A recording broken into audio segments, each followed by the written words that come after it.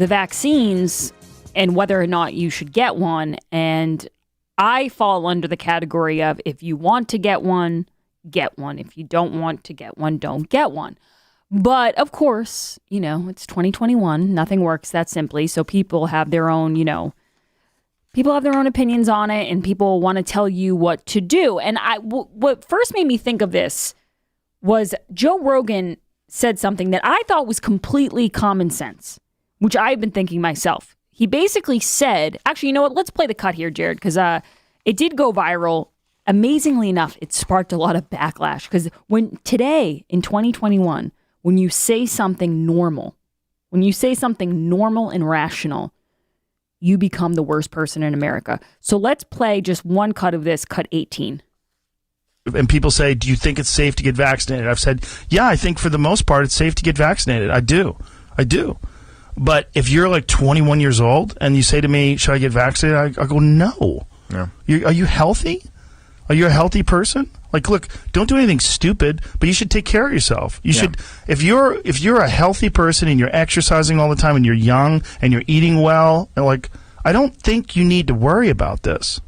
Now, there's an interesting argument that's happening about vaccine passports. The media says it's being corrupted because some people point out that, this is very much papers, please, and it's kind of a scary situation we are in. I agree with that. But then other people say, well, if you don't want to get a vaccine passport, that's fine. You just won't be able to go into certain places. Chris Bedford, my next guest, wrote a great piece where he talks about how soon not getting the vaccine is going to affect people as far as going into work and going into stores. And if they can prove that you don't have it, you might not be able to go back to these places that you make your livelihood at. Chris Bedford from the Federalist, thank you so much for joining us. Hey, thanks for having me. So, Chris, let's talk a little bit about this because you point out the inconsistency of people who say, well, if you don't like that restaurant because they make you show your vaccination card, then just don't go to it. But it's kind of more complicated than that. It is, and this is something that conservatives have been talking about for the last couple of years, since President Donald Trump became elected and became the nominee. And before that was some people who are like Rick Santorum who are bringing this up.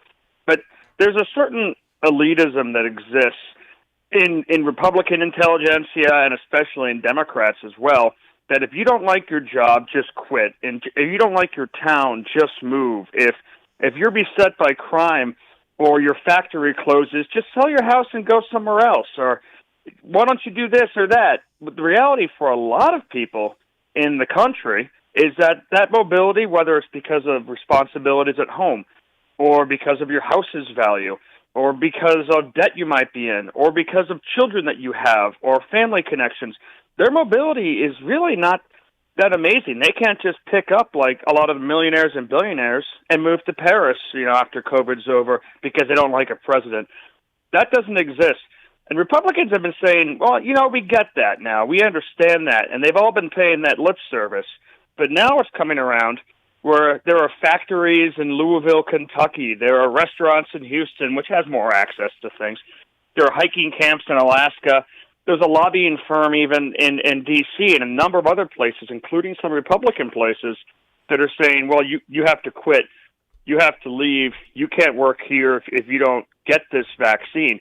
And as Joe Rogan correctly pointed out, the vaccine doesn't make sense for everyone. It makes a lot of sense for some other people. But the reality for these young kids, like a kid going to Notre Dame's university, is we have no idea what effect this could have over the years on fertility or on pregnancy. So when you don't know these answers, but you know it's not very dangerous to have this disease as a child, then maybe you have a reason to say no. And these companies are trying to force people to say yes. Yeah, and I was watching that Joe Rogan cut, and I made a huge mistake, Chris, which I know you're on Twitter. I'm sure you've done this before. I decided to read some of the comments beneath it of people fighting about COVID, which is like the worst thing in the world. It kills brain cells. But I couldn't help myself. And this person said, well, the reason that young people should get vaccinated is because we don't know what this virus is going to do long term if you have it. Like, we don't know the effects of it long term. And someone said, We also don't know the effects of a vaccine long term. So that argument doesn't really make sense. And I'm kind of in the camp of, yeah, the percentage, the chance that there's something, that the vaccine is going to affect you in a negative way is very small. And I'm happy to say that because I do want people to get it who need it. But you could make the argument that says, yeah, but also my chance of getting COVID and dying as a 28-year-old female who's, healthy could be even smaller. So which one is more worth the risk? And that's again, at the end of the day, is going to be a decision that each person has to make. My parents got vaccinated, and I think that they ought to. But would I recommend this to the young lady who lives next door, my friend's daughter? I probably would say that's up to you and your parents, but I wouldn't recommend it for my daughter because we don't know what could happen here. At the end of the day, when you're taking something, and this vaccine is a real miracle of science, an incredible accomplishment of the last administration to have helped, and American drug companies to have helped shepherd this through. But because it's so new, and because its thorough testing has not been tested long term, it is a great unknown at the end of the day. And you have to weigh your risks, and you have to make that decision yourself. It's a personal decision to inject something into your arm. There are horror stories from China and other places of forced inoculations and forced vaccinations with bad drugs. And there are horror stories in America of pills and medications that were recommended for pregnant women that ended up causing birth defects because the long term wasn't quite understood.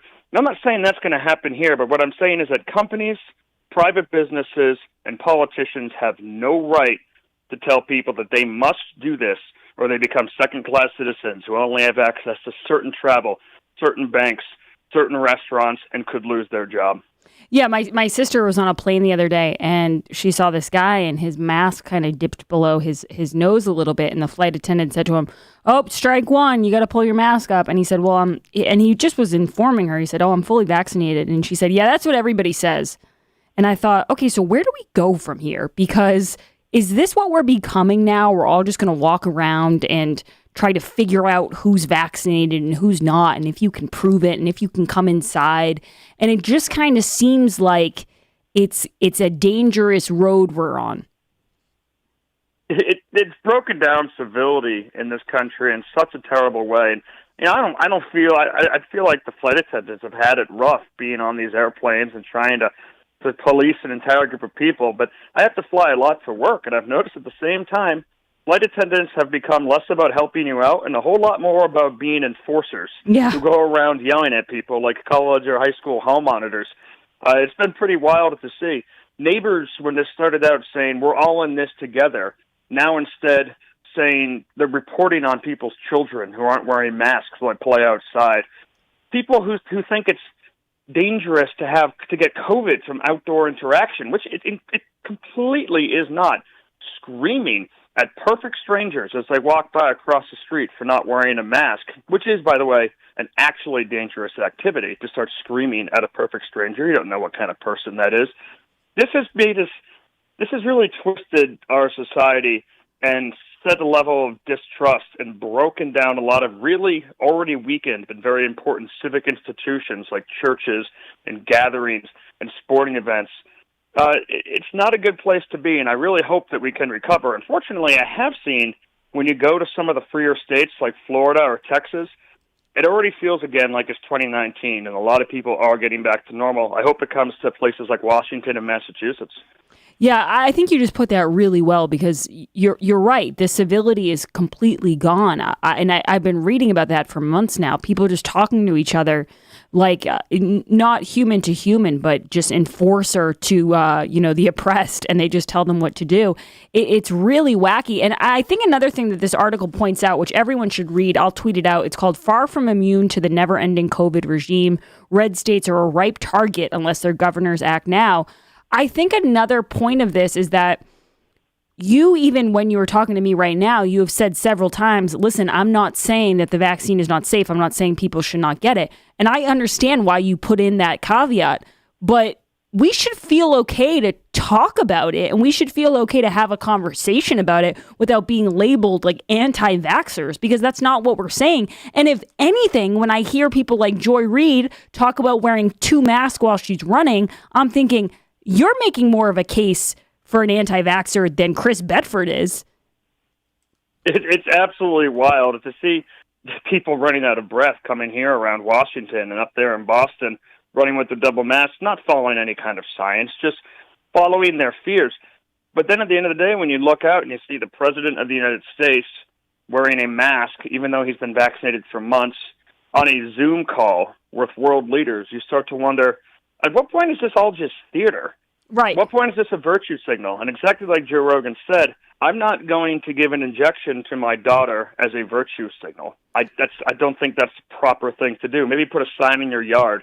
But this is getting really, really invasive. Well, Chris, and you know what? You're kind of inspiring me for a column of my own, because I was thinking about the same thing. I'm like, the stakes of virtue signaling are getting so high. We started off with bumper stickers and hate has no home here lawn signs. And now it's like you have to vaccinate children and you have to wear 2 masks while you're walking around in the heat. It's like, it really takes a lot of sacrifice to be a good liberal these days. You see people turning in family members and getting profiles done on them and getting spawning different articles written in magazines because they told on their parents. You know, even if your parents or your brother or your sister has an unpopular view or says something you disagree with, the idea of turning them in for public applause and for public virtue signaling, turning on your own family, this is such an un-American idea, and we've seen it in other countries before, and it's exactly like you're talking about. The cost of virtue signaling is getting higher and higher. Exactly. All right, Chris Bedford, where can people follow you on Twitter? You can follow me at cbedforddc if they're on that terrible place called Twitter. Yeah, don't read any of the comments underneath his posts either, because that is reading Twitter comments back and forth is a black hole that I do not encourage anyone to go to. Christopher Bedford is a senior editor at the Federalist. He's one of my absolute favorite writers. He's phenomenal, and he also writes about a variety of different topics. So make sure you check him out at thefederalist.com. Guys, we'll be back on the other side. I'm going to open up the phone lines. I want to talk to you guys about this. I also have some Hunter Biden news that I think people are going to, I don't want to say enjoy, Jarrett. That might be a stretch. People will be interested in. We'll be back on the other side. This is The Grace Curley Show. The Grace Curley Show will be right back.